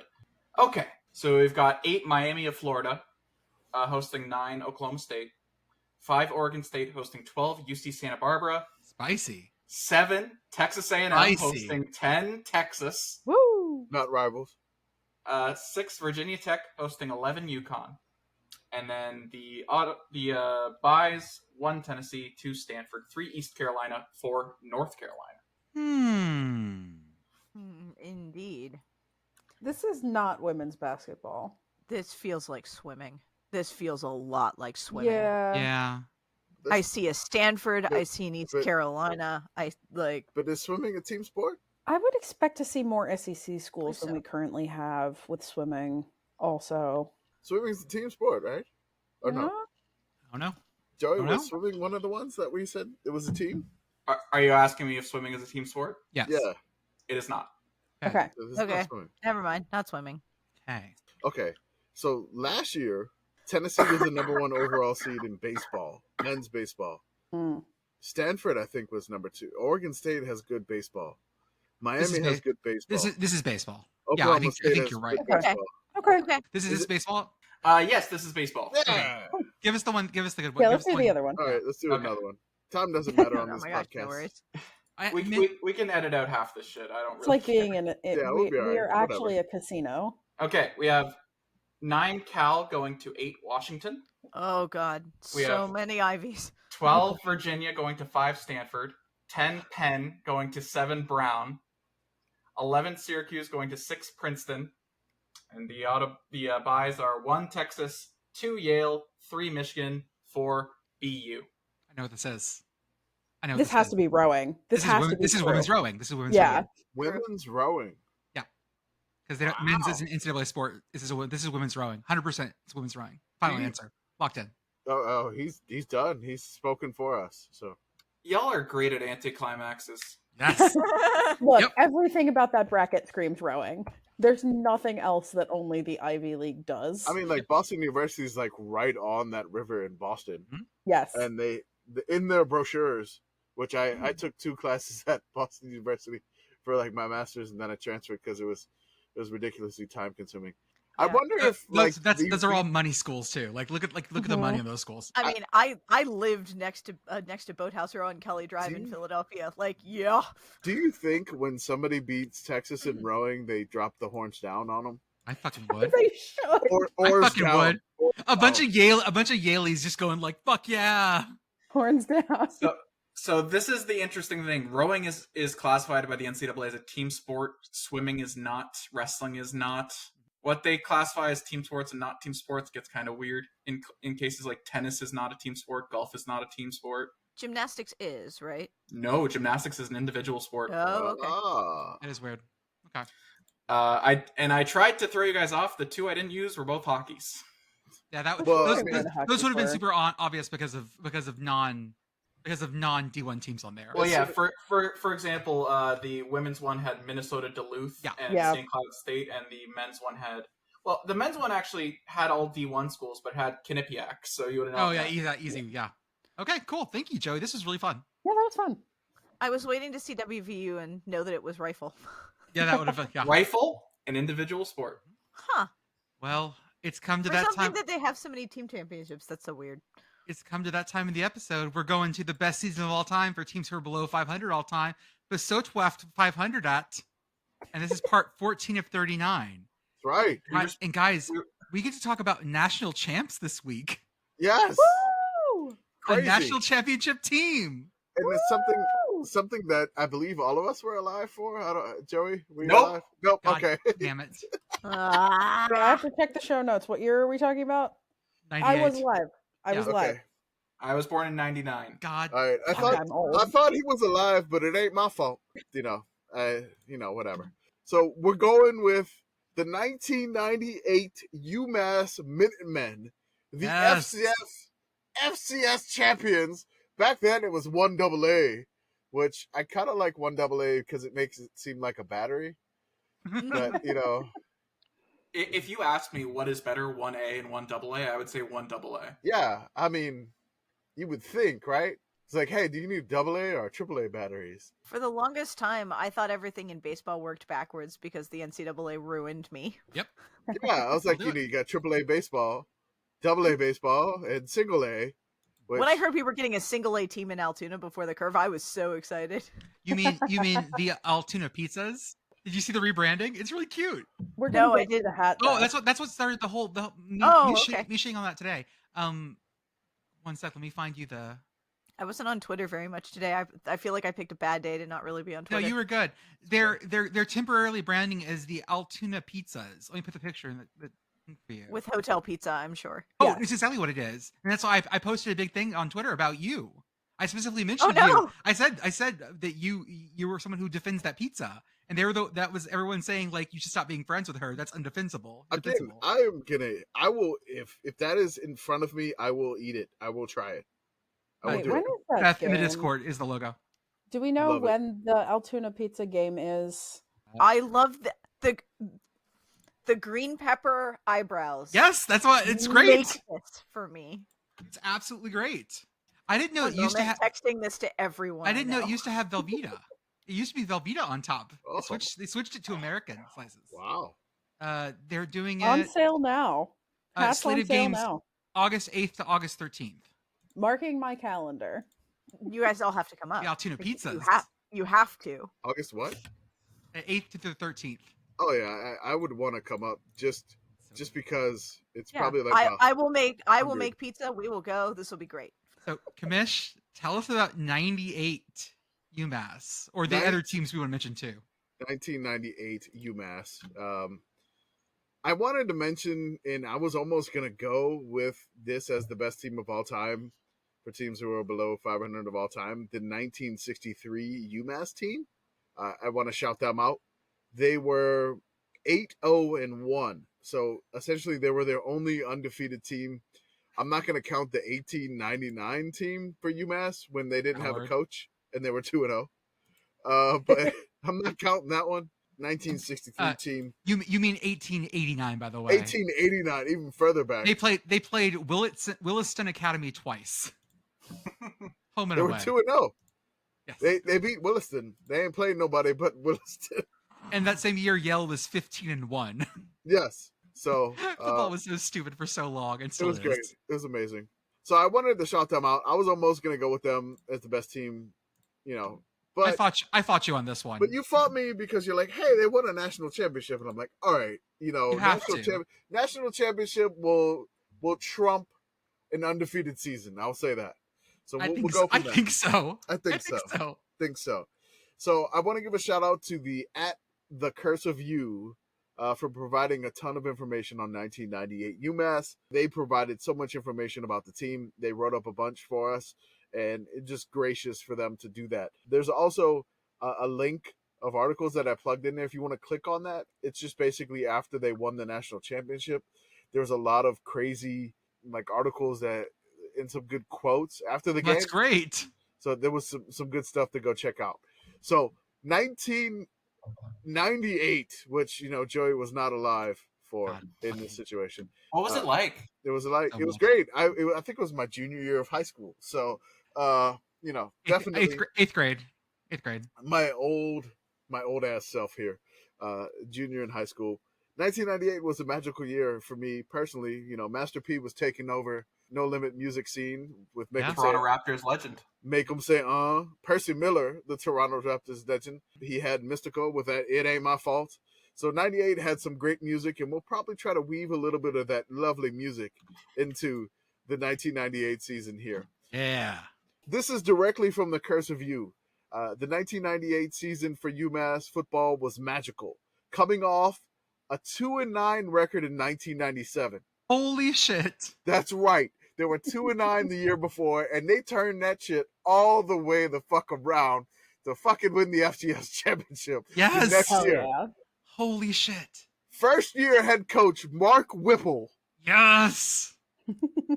Took a UMass squad, and he turned things around with a remarkable 12-3, 6-2 conference record. They lifted him from Brown. He was Brown's head coach forever. Yes. Their defensive coordinator was the first year Don Brown. Yes. UMass defensive coordinator. God. Their 3 losses were versus top 15 1AA teams by a combined 7 points. Close games are a thing of UMass's 1998 season, which kind of fits with the number one hit of 1998, the highest charting song by Next, Too Close, without the sexual innuendo, of course. Mm-hmm. So, hey, Pitt Girl, you do love Mark Whipple, right? Hey, Kenny Pickett Whisperer. He crafted your boy. He did. He helped. He helped. We're not going to give him full credit. He wasn't there the whole time, but he did help. So UMass, they defeated the number 2 seed Northwestern State, the Demons. More Coach O references here. Mm-hmm. They went to Natchitoches. Coach O being in Massachusetts, I don't know if I could do that accent. I think you. Oh die. God, yeah. You tried to drop all those long A's with the grumble. I'm not sure.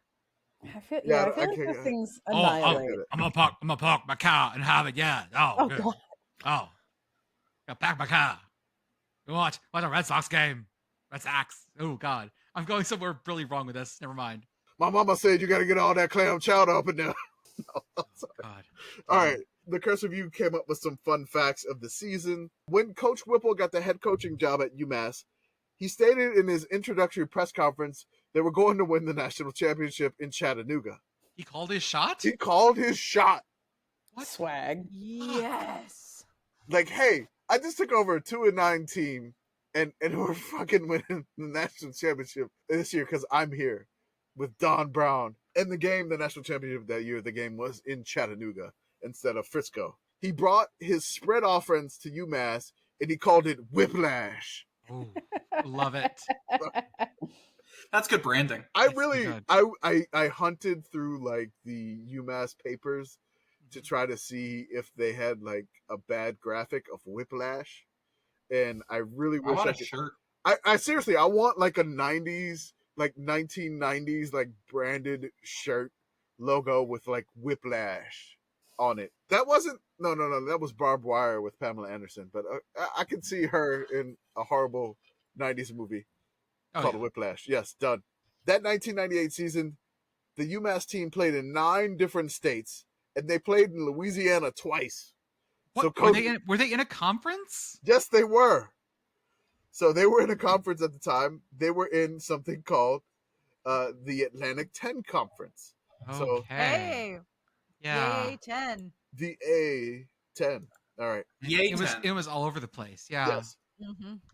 I mean, also to be fair, Massachusetts is not the most state, and so it is fairly easy to drive out of it and end up in another one. Oh yeah, so like a game in Rhode Island, a game in Connecticut. Okay, in Delaware, fine. Okay, yeah. So, but they played in Louisiana twice. So, I mean, you're crossing a lot of states there. The defensive coordinator, it was Don Brown, who is the current head coach. He typed in hashtag yeah, buddy. Also, the UMass current defensive coordinator, Keith Dudzinski, was the defensive line coach for the 1998 season.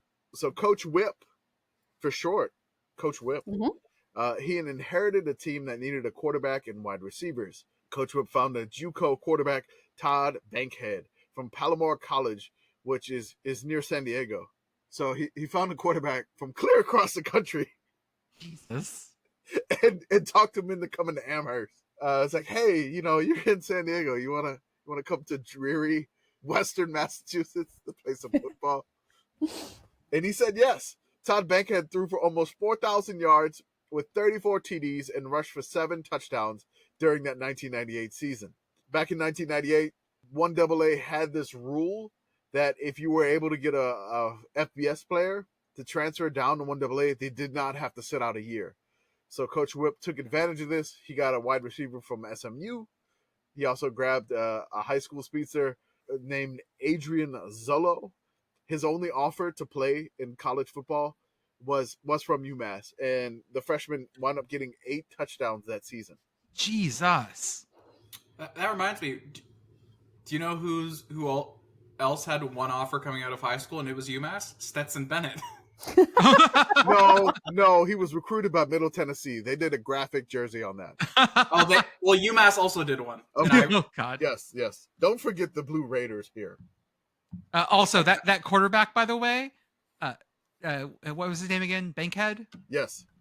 He did a stint with the Hamilton Tiger Cats. Yes. In 2000. Let's take a look at the UMass schedule here. It's kind of weird. UConn and UMass, they actually played twice this year because Boston University dropped football in 1997, and both teams needed a game at the last second. So one was a normal game, and one was an actual conference game. And they lost both of them.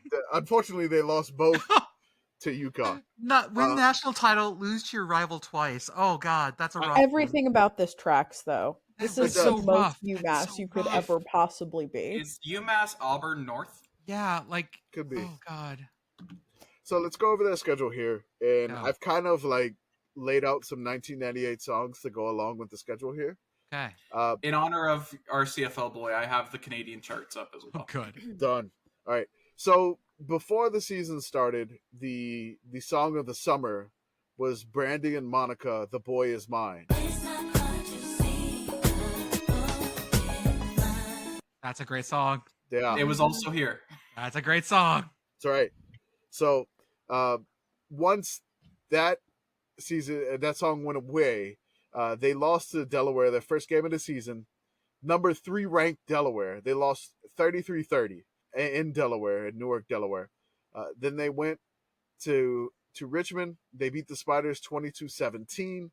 Last minute, Cardiac Minutemen. They had one of their biggest wins of the season at home against Buffalo. Then they went to number 5 Hofstra, and they beat Hofstra by scoring 40 points in the second half.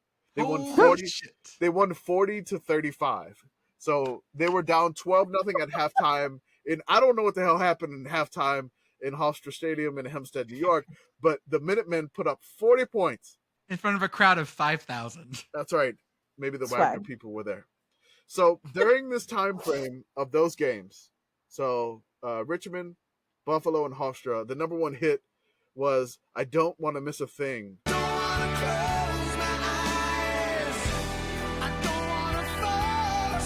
Aerosmith. That's a classic. That's right. I don't want to close my eyes. It was In similar vein, Canada was rocking Iris by the Goo Goo Dolls. Oh, also a great, Good choice. also good choice. Good 99. Oh, you got the Canadian charts up. Love this, Yeah. Joe. Yeah. Beautiful. So once it hit October 3rd, and then they went in October 10th, I'm sorry. October 3rd was Hofstra. October 10th was James Madison. They played them at home and basically almost blew a lead to James Madison, and they tipped away a 2-point conversion to tie the game to send the game OT, and they won 28-26. During that time, the First Night by Monica, again, which was all over the 1998 charts. Yeah. Yes. This is 90. This is so 98. So 98. The First Night by Monica was the #1 hit. What we got in Canada here? Crush by Jennifer Page. Oh, Okay. also a great Oh song. wow. It's- Okay. It's just a little crush. And Not like I faint every time we touch. that's right. There we go. At least you know the song, even though you weren't alive. It's an oldie. But a goodie. Yeah. But a goodie. I think Beth just One died a oldies little. That looks so pained. I'm sorry, Beth. You guys want to hear something? On the oldies radio station up here the other day played Sum 41. Oh. Oh. I'm gonna just jump out a window. Ugh. This is dumb and stupid, and I hate it. Linear time is dumb and stupid. It was a mistake. All right. At this point, they have made it up into the rankings. They were 24 when they went to play James Madison. Now they're number 18. They are going to play their rival UConn at Storrs, Connecticut, in Memorial Stadium. So like UConn was not even playing in Rentschler Field at the time. Mhm. So October 17th, they nearly had a comeback, but they lost 44-41 to UConn. Their kicker missed 2 field goals and an extra point in this game, Oh no. which they Oh, probably, no. they probably UConn! would have won this game. They probably would have won this game, but there was kind of like some crazy kicking there. And in this loss, the #1 hit during this loss was 1 Week by the Bare Naked Ladies. It's been That's again a classic, a banger. Banger. Right. You know how the Bare Naked Ladies are Canadian? Yes. Crush was still the #1 single. it's been Dropped a picture of Memorial Field in the chat for you guys. Oh, It's not God. great. Oh, no. You're telling me that Storrs, Connecticut is not great?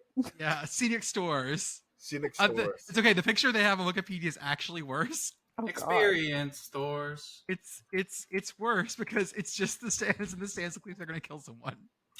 Oh. I've seen high school stadiums that look less dangerous than that. If you asked me what sport this Yeah. was, I would say it was a horse track.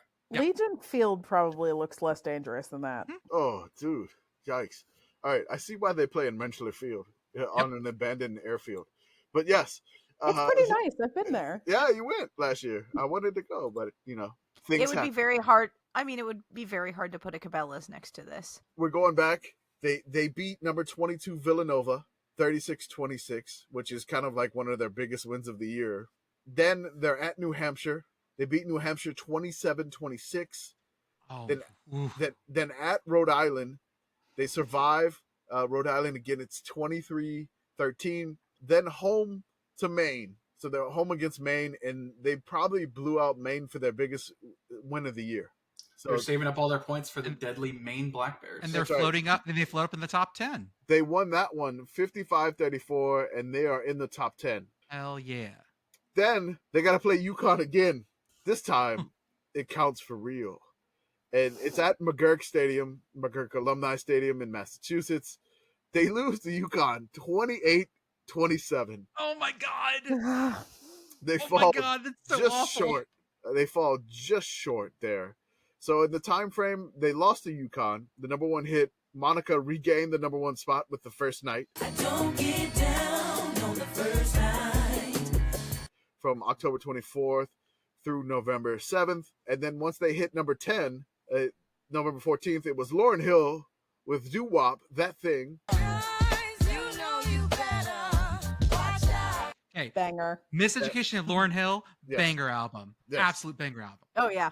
It was Sweetest Thing by U2 at the time, so we had the short end of the stick there. Oh, Joey, is an album is this thing they used to sell that had a bunch of songs in it by once, and usually they were mostly crap, but there were like 3 that were good on each one. Mm-hmm. I'm It's an gonna album. say a sentence that'll make you feel bad for that Oh. little remark there. Uh-oh. I wanted to start collecting CDs, and someone asked me why I wanted to start collecting vintage media.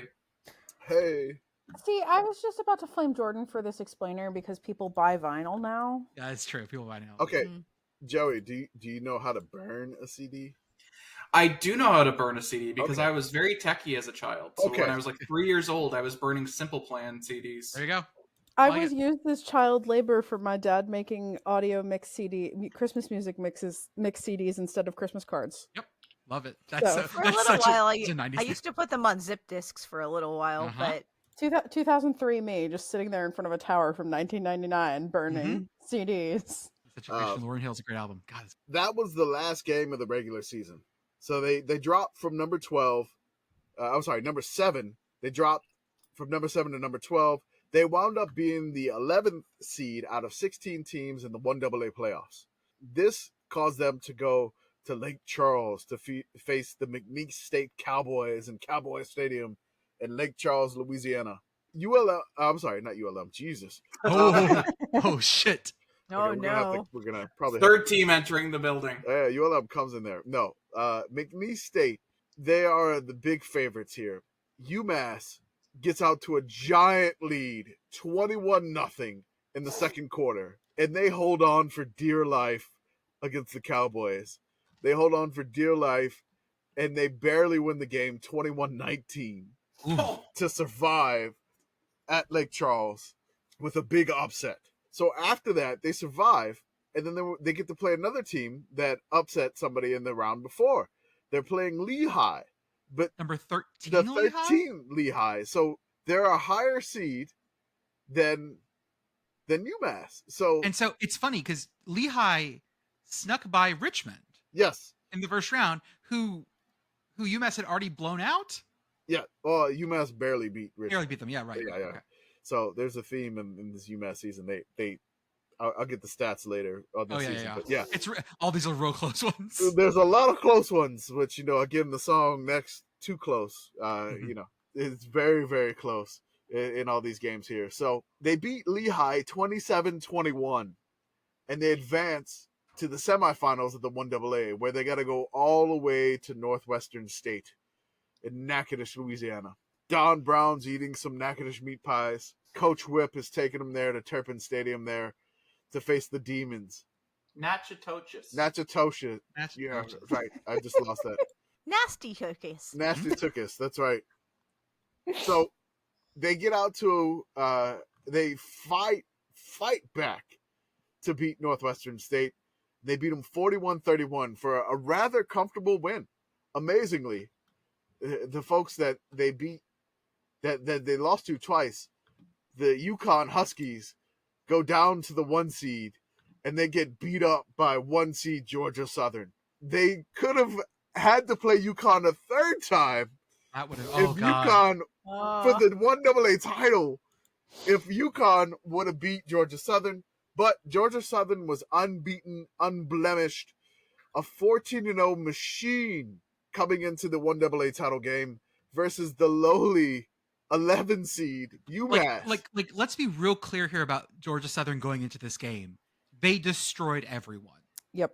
Like they had a few close games, and by close I mean they were then like 5 or 6. Yeah. But otherwise, it was massacres. Yeah, I think like Georgia Southern only had one possession game, 2 1-possession games.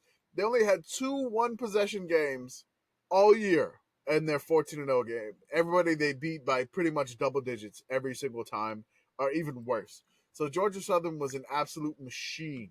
The heavy underdog, UMass Minutemen, had to fight against the Georgia Southern Eagles. And this was just one thing that was just an absolutely amazing game. UMass, again, I'm just going to go over their season here. I like to call them the Magic Minutemen. I know it's not like technical, but UMass, 9 of their 15 games were 1-possession games. That's too close. And if it wasn't a one, close. If there wasn't a 1-possession game, right?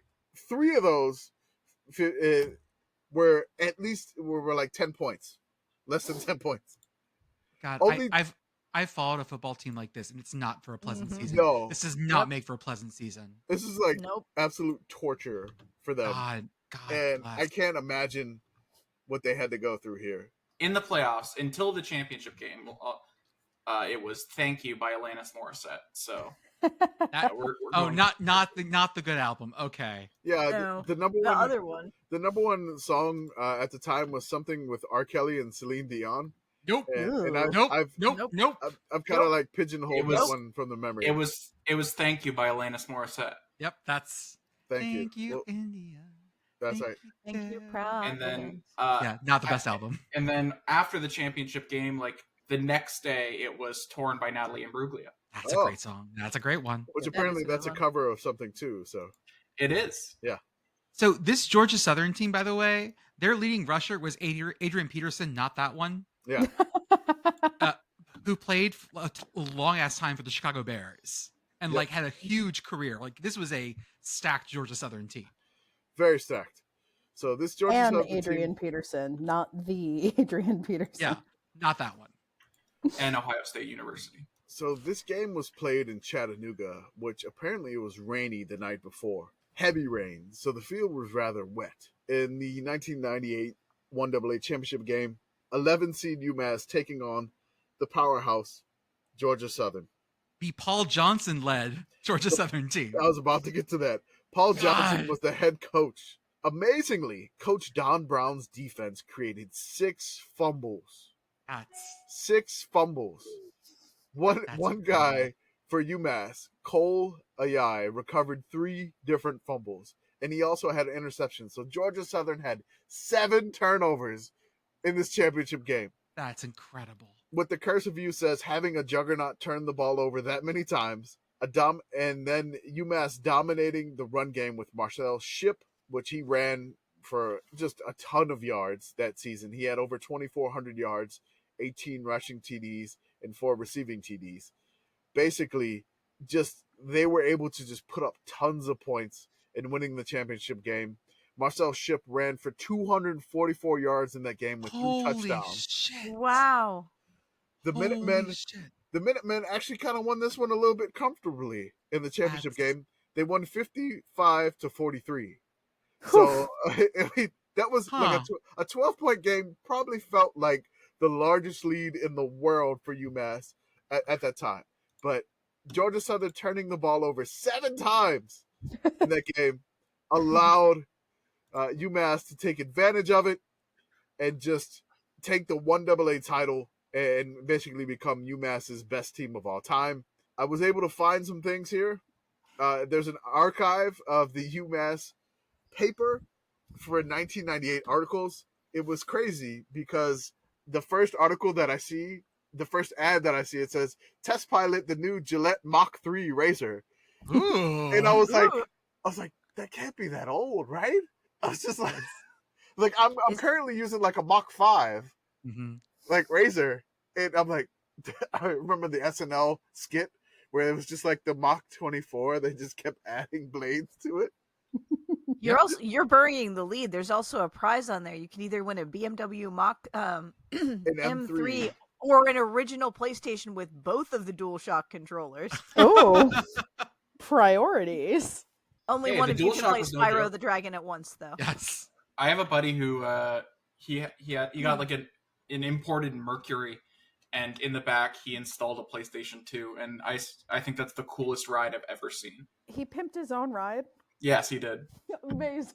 So I threw in a bunch of newspaper articles because this is just amazing how the newspaper didn't seem to believe what was happening. Like the articles are just like, I'm sorry. I keep seeing, I see UM and I want to put an L in there. So like the newspaper does UM and I'm like, it's UMass. But like the newspaper does UM and I want to throw an L in there, and I apologize to you UMass fans. You know, they upset Hofstra in a comeback, which again, 40 points in the second half. They were able to tip a ball away to avoid losing to James Madison. There's so many different things that the Minutemen kept doing. Like they would either get out to a big lead and hold on to dear life, or they would fall behind and somehow magically rally and win the game. So this even though it's like a magical season, this had to be like the most stressful season. I can't. This had to be the most stressful season ever to do this. Ulcers all the way down. Like, just no matter what was going on, Don Brown basically just like, I can't take this anymore. I don't know, but it was amazing. But also, I wanted to mention one thing. The UConn coach at the time that they played, Skip Holtz. Huh. Wow. I forgot that he was there for a while. Yeah, it's just, you trip down memory lane. So I would just like to say, I was skimming through here trying to find another article, and I found a article that calls Star Trek Insurrection, new Star Trek epic, the best since Wrath of Khan. I don't think Insurrection has held up to history that well, guys. I don't think it's held up that well. There was an article about them reviewing a Marilyn Manson album. They're like, well, it's the same stuff again. and then they were like, Pearl Jam, they're still alive. And I'm like, oh God, what is going on here? I can't read this. It was kind of painful to go back down memory lane for this, just doing this. So but good. Looking at all the songs, it was truly madly deeply 1998. Fucking hate you so much. Seriously, like all the stuff was like, I mean, junior prom, I'm dancing to Casey and JoJo all my life. Hey, very bad. You can trash talk truly madly deeply all you want. The video of the English guys in the bar chanting that song got me through COVID. It did help out. Hey, listen, that's one of the best albums ever to just throw random Sailor Moon gifs to. Jordan knows it's true. Yeah, I do. Actually, I Jordan's absolutely seen the one with Break Me, haven't you? Yeah, haven't you? I absolutely have. Yeah. Oh. So threw me back some places. Is it like Sailor Jupiter to be like, ooh, I want you, I don't know if I need you. It's a lot of that. God, that was so. Oh God, I'm flashing back. This 1998 music was crazy to go down, and I wanted to see what were the number like one songs at the time, but there was Getting Jiggy with It. A classic. Like Usher's My Way. Nice. I mean, just when anybody puts a sports highlight to the Titanic music, this was the year of the Titanic music. Yes. My Heart Will Go On was there. I mean, again, I mentioned the No Limit stuff, which was crazy in New Orleans, and it ain't my fault that we went that way. Even the Master P hit, I Got the Hookup. Holler if you hear me. I know Jordan knows Master P rap very, very well. And that cinematic masterpiece, I Got the Hookup, where Master P was selling burner cell phones. Okay, guys, I think that's all we got for tonight. I need to not stare into the abyss some more. I need to sleep. God help me. Thank you guys so much, and we'll see you next time. I got the hookup. Holler if you hear me.